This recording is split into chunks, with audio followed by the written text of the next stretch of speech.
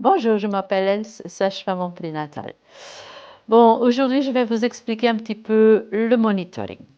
C'est quoi le monitoring? Donc, c'est un appareil et puis il y a plusieurs capteurs. Donc, un premier capteur, ça c'est pour écouter le bruit de cœur de votre bébé. Donc ça, on va chercher on va mettre un peu de gel et après, on va chercher le bruit de cœur de votre bébé. Parfois, c'est un peu difficile pour trouver tout de suite. Ça dépend un petit peu de l'âge gestationnel. Ça peut que le bébé, il est positionné avec son dos côté de votre dos, que ça nous donne un peu de problème pour trouver facilement le bruit du cœur de votre bébé. Voilà. Et si on a de la chance, on entend bien.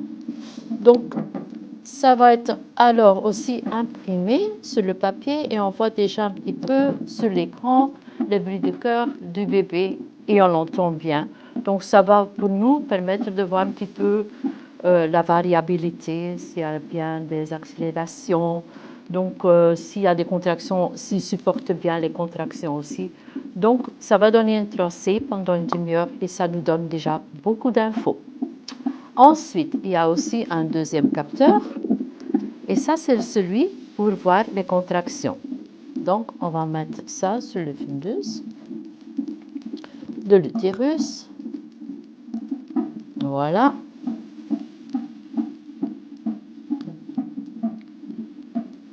Et on va mettre une ligne de base à 10.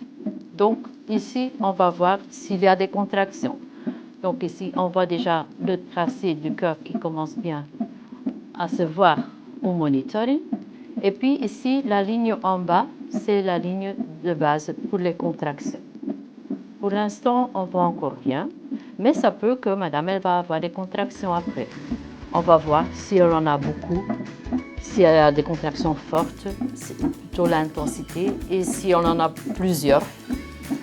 Donc voilà, tout ça ensemble, pendant une demi-heure, ça nous permet d'avoir beaucoup d'infos sur le bébé